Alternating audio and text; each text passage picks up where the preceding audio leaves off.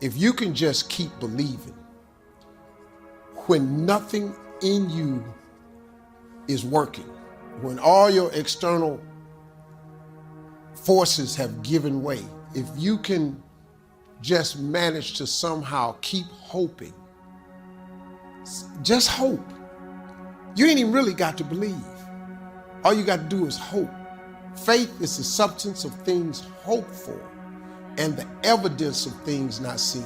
You just got to hope. Sometimes you ain't strong enough to believe, but you can always be strong enough to just hope. Man, I hope God come get me. I hope I make it. See, when they tell you, when you read a scripture and they say faith is the substance of things hoped for, what faith really is just hard hoping. And I just took that hope and just kept hope alive. If you can keep hoping, man, you have a chance. You just can't become hopeless. The devil is busy, man. The devil has one job.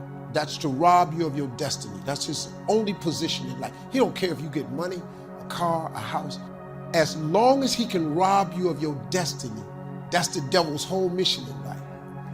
He just wants to rob. He just wants you to not be what God made you to be. But if you can remain hopeful in spite of all adversity, like it was times in my car, man, I felt like quitting. I felt like giving up. You gotta know, living in a car is not a simple task, but I just, some days I just say, man, oh God, I hope something happens. Come on, man. If you could just go to bed and just wake up tomorrow. Every time you wake up, that's a sign from God that he ain't through with you yet. See, that right there. As long as you waking up, he's saying to you, I ain't through with you yet. He just waiting on you to turn and see what it is. But you gotta turn to God because he gives us choice. You gotta turn to him. You gotta ask for help. Like if you can't figure your life out, you gotta ask God, why did you create me? You just need two most important days of your life, the day you're born, the day you figure out why. You just gotta ask God why. You don't have to keep tripping. You really don't. Because he's your creator. He knows exactly why he created you. I just knew early on that I was born to be something special. I did not know what it was though. Man, I was just living my life. I had no idea, but I had a lot of people along the way. You different, quit hanging with them. I had a teacher came to my house one day. He was this gay psychology teacher named Ray Davis. He came to the hood, and I went to an all-black elementary, all-black. I'm old, before busing or anything. So all my schools were all black, deep in the hood. He came to my house in the 11th grade at night. No white people came to my neighborhood at night. I lived deep in it, right? It's serving double life sentences today. That's who I was running with. That guy came to my house and told my father, if he get away from them, he'll be something special. I ain't know it. I had no idea. But I sure thank God. And I just kept hoping, kept praying, hoping and praying, hoping and praying. Hope is an amazing thing, y'all. I had a couple of times I thought I could have turned around and went back the other way, but I don't know, man. I just never... I can't say I didn't think about quitting, but I never had prolonged thoughts about giving up. I had moments, I'm human, man, this ain't going right. Especially when I was living in the car, when I was homeless, man, I didn't know how I'd ever make my dreams come true. But the thing about God is, see, you have to keep going because you just don't know when God is going to flip the switch. And he can't tell you when he's going to flip the switch because it would destroy the one thing that he requires from you, faith. See, if you knew when it was going to happen, it wouldn't require faith. It would just take patience. But faith is the belief in things that you cannot see. You have to understand on your road to success that you just have to keep believing in this thing that you can't clearly see. People ask me all the time, Steve, did you ever see yourself with this? No. How? I didn't even know this existed. I didn't know that this level of life was there. I didn't know no rich people growing up. You know, I had never been to the houses of wealthy people. You know, don't forget to pray. But don't be ashamed to pray.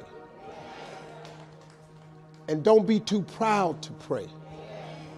Because prayer changes things. Listen to me. I don't care how dark it look for you. I don't care what they done said to you. I don't care what the verdict is. I don't care what the haters say. Prayer changed things. I'm talking to a girl that I grew up on a block, man, that it didn't breed success. A lot of people on our block ain't here no more, man. I grew up in a place, man, that was you had to be something else, you come up out of there. Prayer changes things.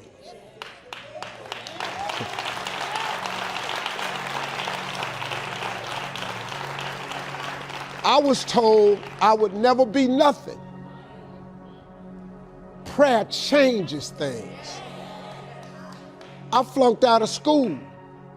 Prayer changes things. I'm on my third marriage, lost everything I've owned twice. I've been homeless and lived in a car for 3 years. Prayer changes things. Prayer.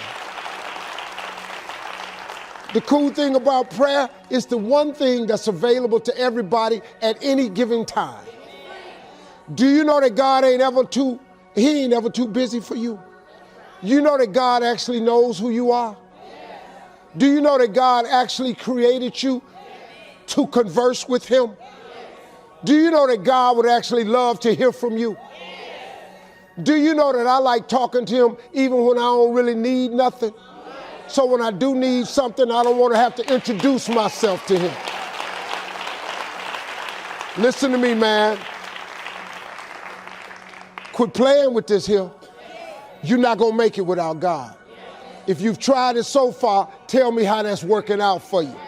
It sucked, don't it? You need God. Don't you think I got here without him. I've needed him every step of the way. If it wasn't for God, I wouldn't even be standing here today. I'm telling you right now, you need God. You need to tell him that you need him. Quit being ashamed about it and worrying about who looking. Go somewhere by yourself today and tell God you need some help. Tell him that you're just tired of trying to figure it out for yourself. He already know you got problems. See, God save anybody. God save me. Now listen to me. You ain't got to like the way I'm saved. Steve, you be cussing though. Okay, cool. I got all that. I got all that. I still shoot dice. I got all that. I drink scotch out of cups straight. I smoke cigars. But guess what? He still saved me. He saved me to be this way. You can't be tripping with my walk with him because my path ain't been like yours. So this is my version of Christianity. This is my version of being saved. All you got to do is get your own version. Quit tripping thinking that God going to turn you into some Bible-toting, breast-beating, that you got to go around and ring people's doorbells and try to convert people. I'm not in the soul conversion business. That ain't what he created me for. You want to go to hell? Bye. Now, if you want to hear this little message I got for you, cool, here it is. This is the level of my Christianity. Just get at the level you at. You ain't got to change. God work with you. God take hard people like me and turn them into Christians. God take soldiers like me and turn them into Christians. He take old hoodlums like me and turn them into Christians. He take drug boys and turn them into Christians. He take women off of poles and turn them into Christians. God take women who had children out of wedlock, turn them into Christians. God take anybody that want to be saved and he save them. So just like old people used to say, I'm just a nobody trying to tell everybody about somebody that can save anybody.